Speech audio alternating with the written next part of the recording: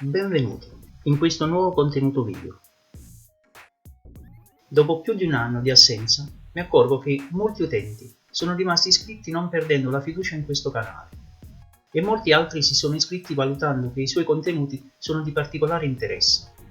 Altri invece, senza iscriversi, ne aumentano il numero di visualizzazioni di giorno a giorno. Questo mi spinge a ringraziare tutti con un regalo, che spero possa piacere a tanti. Il regalo è una formula matematica. Lo so, qualcuno chiuderà il video e altri storceranno il naso, ma abbiate fiducia, ne avrete bisogno quando dovete scivolare i bordi o vertici ad una quota ben precisa.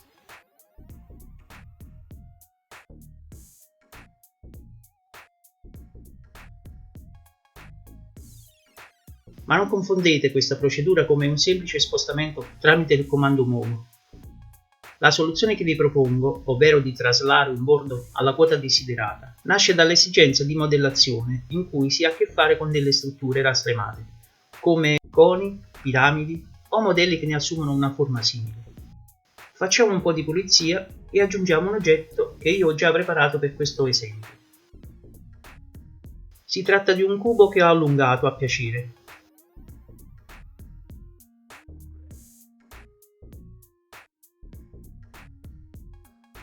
Scaliamone una delle due estremità. L'oggetto assume quindi una forma rastremata. A questo punto, aggiungendo un loop cut e slide, possiamo traslare i bordi appena creati. Lo spostamento va da un valore di -1 a +1. Non è il massimo della precisione e poi è poco intuitivo. Spostare tali bordi con Movo, come avevamo fatto in precedenza, sortisce solo l'effetto di deformare il modello. Quindi ecco il regalo. Tale formula ha il potere di trasformare i valori delimitati tra -1 e 1 in un valore intuitivo e preciso. Seguitemi che è di una semplicità disarmante.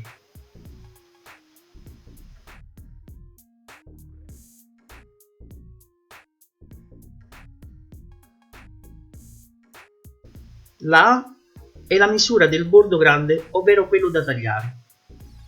La B è la misura del bordo che vogliamo ottenere, per esempio un valore di 3.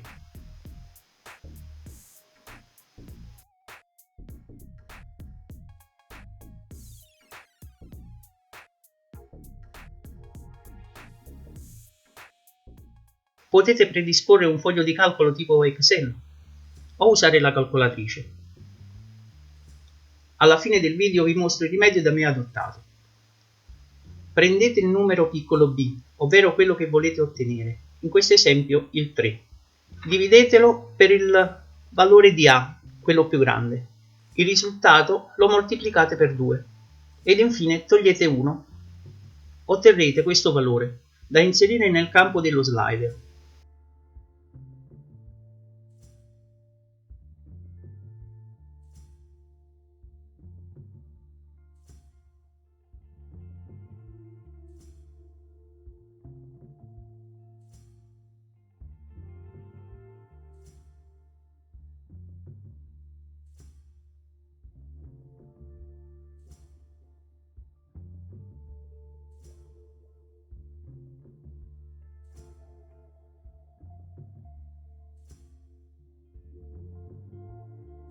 A questo punto decidete voi se usare un foglio di calcolo già preparato o di calcolare di volta in volta il valore, dato che il procedimento è semplice, o se come me preferite trovare un posto in Blender dove eseguire il tutto automaticamente.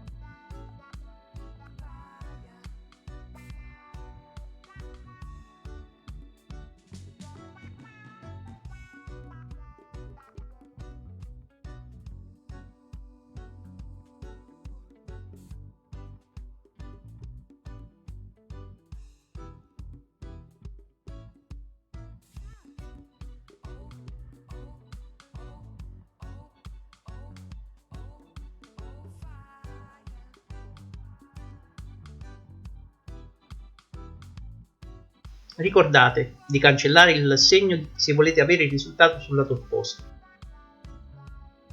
Volendo, commentate nell'apposito spazio sotto al video e se lasciate dei like positivi mi farete capire se volete che vi spieghi come ho realizzato il mio coltellino svizzero qui in Blender. Buon lavoro!